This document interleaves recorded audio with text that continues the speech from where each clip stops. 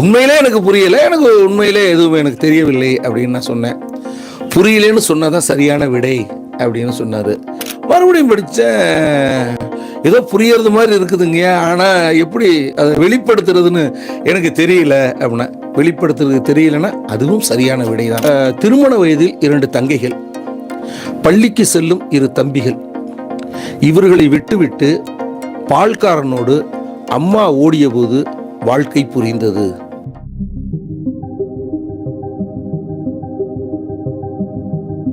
தமிழ் பல்கலைக்கழகத்தில் ஒரு நான் டீச்சிங் ஸ்டாஃபாக ஒர்க் பண்ணிக்கிட்டு இருந்தேன். அப்போ துணைவேந்தர் அலுவலகத்தில் நேர்முக உதவியாளராக ஹிந்து பத்திரிகையில் தஞ்சாவூர் கவிராயர்னு ஒருத்தர் கட்டுரையெல்லாம் எழுதிக்கிட்டு இருப்பார். திண்ணை, மெய்ஞானம், இது மாதிரிலாம் கட்டுரைகள் எழுதியிருப்பார். அவர் அப்போ துணைவேந்தருக்கு நேர்முக உதவியாளராக இருந்தார். நான் எம்ஏ தமிழ் படித்திருக்கிறேன் என்பதால் என் மீது நான் போய் சேர்ந்தவுடனே என் மீது அன்பு காட்டுவார், பேசுவார், கொள்வார். ஒரு நாள் என்னை அழைத்துட்டு என்னை அழைத்தார். காஃபி குடிங்க நெடுஞ்செழியன் அப்படின்னு சொல்லிவிட்டு அடுத்து கடைன்னு ஒரு 5 வரி 6 வரி எழுதி இதை படித்து பாருங்கள், நல்லா இருக்கான்னு சொல்லுங்கள் அப்படின்னு சொன்னார். நான் படித்து பார்த்தேன். அப்போ அது ஒரு கவிதை வடிவத்தில் தான் அந்த செய்தி இருந்தது. அதில் என்ன சொல்கிறாருன்னா, சமுத்திர நீர்பரப்பில் இதழிலிருந்து மிதக்கும் சிப்பி ஒரு துளி மழை நீருக்காக காத்திருக்கிறது அப்படின்னு அந்த கவிதை முடிஞ்சது. சமுத்திர நீர்பரப்பில் இதழிலிருந்து மிதக்கிறது சிப்பி ஒரு துளி மழை நீருக்காக அப்படின்னு எழுதியிருந்தது. எனக்கு ஒன்றுமே புரியல. புரிஞ்சா அப்படின்னு கேட்டார். புரிஞ்சிச்சுன்னா என்ன புரிஞ்சுன்னு கேட்பாங்கல்ல, அதுக்கு நான் தப்பிக்கிறதுக்கு முயற்சி பண்ணேன்.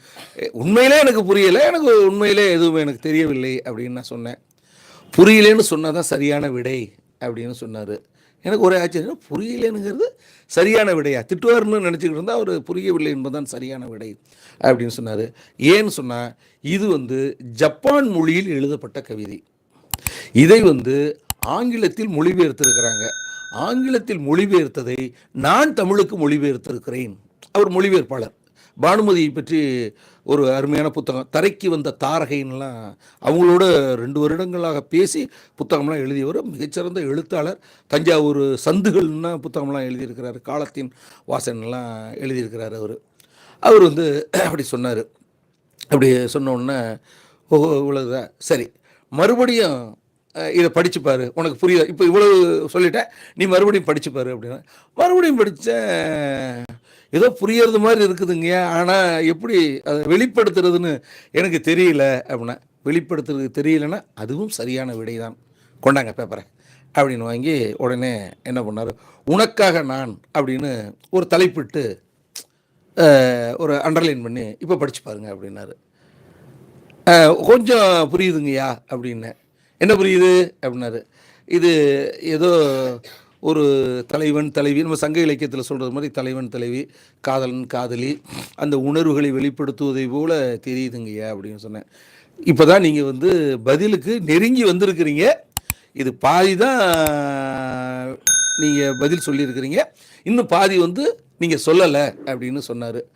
அப்போ நான் சொன்னேன், ஐயா இதுக்கு மேலே முடியாது, மணி இப்போ 11:30க்கு வந்தேன், மணி 12 ஆயிடுச்சு, எனக்கு வேலைகள் அதிகம், என்னுடைய டேபிள் வேலைகள் அதிகமாக இருக்குது, நான் பார்க்க வேண்டிய வேலைகள்லாம் இருக்குது, நீங்கள் சீக்கிரம் விட்டிங்கன்னா கொஞ்சம் நல்லா இருக்கும் அப்படின்னு சொன்னேன். அவர் என்னங்க கவிதையை பற்றி பேசிக்கிட்டு இருக்கோம், நீங்கள் வேலையை பற்றி பேசிக்கிட்டு இருக்கிறீங்க, வேலை என்றைக்கு வேணாலும் செய்யலாங்க, கவிதை இப்போ இந்த நிமிடத்தில் நான் பேசிக்கிட்டு இருக்க கவிதையினுடைய அந்த உரையாடல் நின்று போச்சுன்னா மறுபடியும் வராதுங்க, நீங்கள் உட்காருங்க, நான் சொல்லிக்கிறேங்க பதிவாளர்கிட்ட, துணை பதிவாளர்கிட்ட நான் சொல்கிறேங்க உட்காருங்க அப்படின்னு சொல்லி உட்கார வச்சுட்டு சொன்னார். அப்போ இதில் ஏன் உங்களுக்கு புரியல அப்படின்னுங்கிறது என்னன்னு சொன்னால், இதில் ஒரு தொன்மம் இருக்கிறது அப்படின்னாரு. என்னங்கய்யா தொன்மம் அப்படின்னு சொன்னேன். அதாவது ஜப்பானில் ஒரு பழங்கால நம்பிக்கைன்னு சொல்லுவாங்க அந்த தொன்மம். அது என்னன்னு சொன்னால், சிப்பிகள்லாம் கடலுக்குள்ளார இருக்குமா, அந்த மழை பொழியக்கூடிய நேரத்தில், மழை பெய்து கொண்டு இருக்கிற அந்த நேரத்தில் என்ன பண்ணுமா, சிப்பியெல்லாம் மேலே நீருக்கு மேலே மிதக்குமா.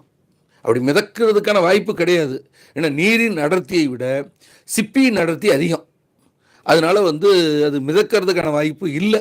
ஆனால் ஒரு நம்பிக்கை, ஒரு தொன்மமாக என்ன சொல்கிறாங்கன்னா அப்படி மிதக்கும். அப்படி மிதக்கிற போது மழை பெய்து கொண்டிருக்கு இல்லையா, அந்த மழை பெய்து கொண்டிருக்கிற போது அது வந்து மூடி இருக்கக்கூடிய அந்த சிப்பி வந்து இதழை திறந்து கொண்டு அப்படியே நகர்ந்து கொண்டு இருக்குமா.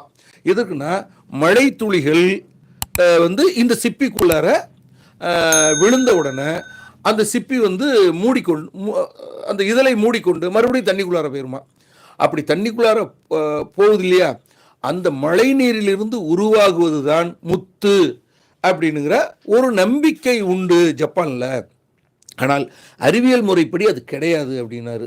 ஏன்னா சிப்பி எதனால் உருவாகுதுன்னா, அது வந்து உணவுகளை உண்ணுகிற போது இந்த மணல் இதெல்லாம் சாப்பிடும்போது அதில் ஏற்படுகிற இடையூறு, அதுக்கு ஒரு ஒவ்வாமை, ஒரு ஃபாரின் ஏஜென்சி உள்ளுக்குள்ளார போகுது. எப்படி நம்ம ஊசி குத்தணும்னா நமக்கு வலிக்குது, அப்புறம் வீங்கிக்குது இல்லை, ஊசி போட்டோன்னா வீங்கிக்குது இல்லை, அது என்னென்னா ஒரு ஃபாரின் ஏஜென்சி உள்ளுக்குள்ளார போகிற போது ஒவ்வாமை நடக்கும், ஒரு எதிர்ப்பை காட்டுது உடம்பு.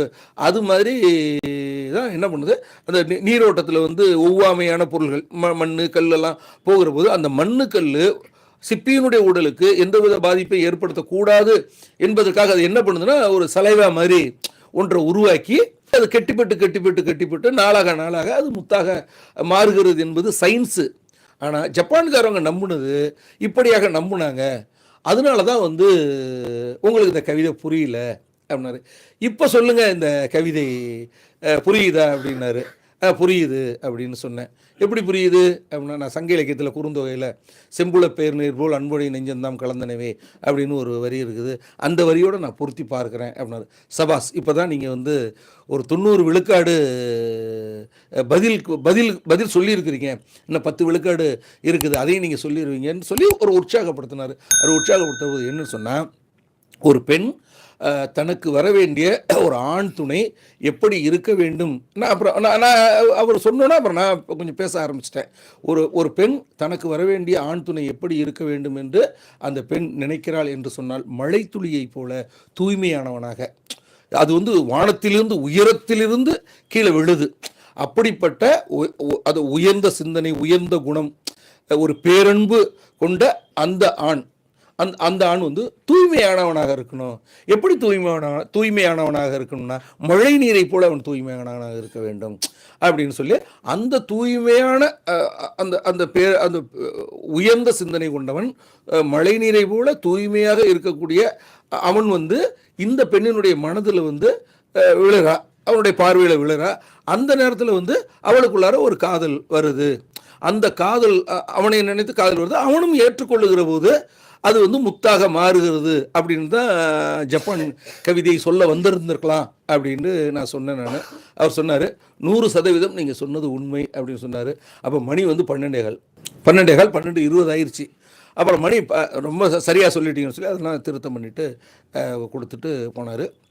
அப்படி சென்ற போது நான் 12 மணி ஆயிடுச்சு எனக்கு இந்த கவிதை. அதே போல் ஒரு நண்பர் ஹரணின்னு சொல்லி இப்போ நிறைய எழுதிட்டுருக்கார், தஞ்சாவூர்கார். அவர் என்னுடைய நண்பர், என்னோட பல்கலைக்கழகத்தில் நான் டீச்சிங்காக தான் பணியாற்றியவர். அவரும் இது மாதிரி கதை சிறுகதையெல்லாம் எழுதிட்டு இருப்பார். ஒரு கதையை கொடுத்து ஒரு கவிதையை கொடுத்து என்ன சொன்னார், நான் எனக்கு கவிதையெல்லாம் ஒன்றும் தெரியாது, பெருசாக எல்லாம் தெரியாது, ஆனால் படிப்பேன், ரசிப்பேன், விளக்கங்கள் கொஞ்சம் சொல்லுவேன் அடிப்படையில் ஒரு கவிதையை எழுதி கொடுத்தார் என்கிட்ட. இதை படிங்க, திருத்தம் பண்ணுங்கன்னு சொன்னார். அப்புறம் நான் திருத்தம் பண்ணி அவர்கிட்ட கொடுத்தேன். அந்த கவிதை வந்து படித்த போது எனக்கு அதிர்ச்சியாக இருந்தது. அப்புறம் அதை அதிர்ச்சியை செரிமானித்து கொண்டு தான் அந்த கவிதையை எழுதினேன். அந்த கவிதை என்னென்னா, தஞ்சாவூர் பகுதியில் அந்த பள்ளிக்கரணை, அந்த இல்லை பள்ளி அகரகாரத்தை ஒட்டி இருக்கக்கூடிய காவிரி பகுதிகளில் நடக்கிறது மாதிரி ஒரு கவிதை. சுழித்தோடும் காவிரி ஆற்றில் கால் நனைத்து வானத்து நட்சத்திரங்களை எண்ணி எண்ணி மகிழ்ந்திருந்தேன்.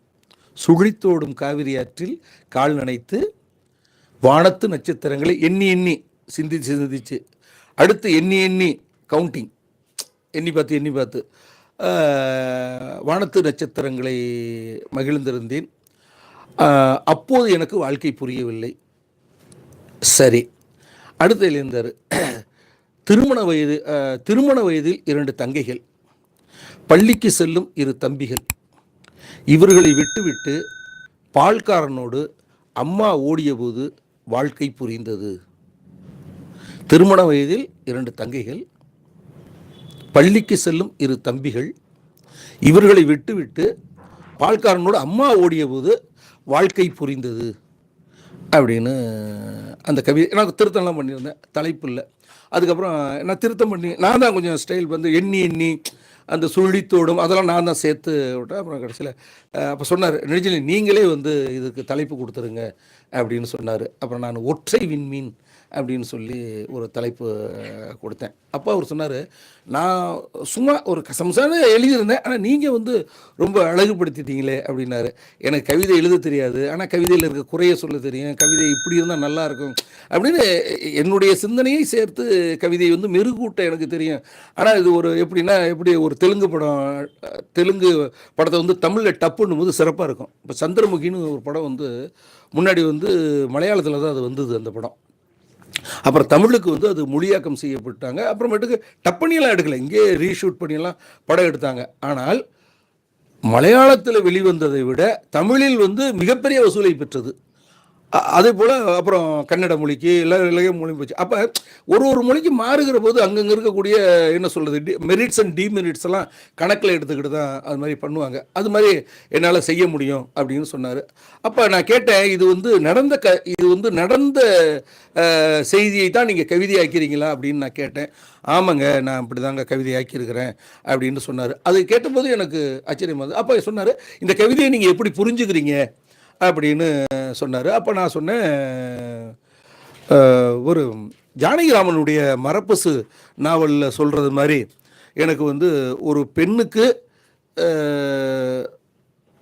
பெண் என்ன நினைக்கிறாங்களோ அதுதான் சரியான முடிவை தவிர ஒரு பெண்ணினுடைய முடிவை திருத்தி இப்படியெல்லாம் இருக்கலாம் சட்டத்தின் பேராலோ சமூகத்தின் பேராலோ குடும்ப பாரம்பரியத்தின் பேராலோ சொல்வது வந்து சரி கிடையாது.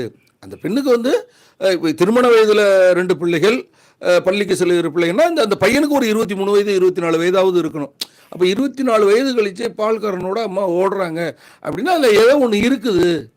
அதனால் அது வந்து போனது தான் இலக்கியம் அப்படின்னு நான் சொன்னேன். இப்படி இலக்கியங்களோடு எனக்கு இருந்த சில செய்திகளை உங்களோடு பகிர்ந்து கொண்டேன். ஒவ்வொரு காலத்துக்கும் ஒரு அர்த்தத்தை தரக்கூடிய இலக்கியங்கள் தான் சிறந்த இலக்கியங்கள் என்று கூறி இந்த இலக்கியங்கள் குறித்து தம்பி சதீஷ் அவர்கள் எனக்கு உரையாற்ற வாய்ப்பு அளித்தமைக்கு நன்றி பாராட்டி விடைபெறுகிறேன். நன்றி, வணக்கம்.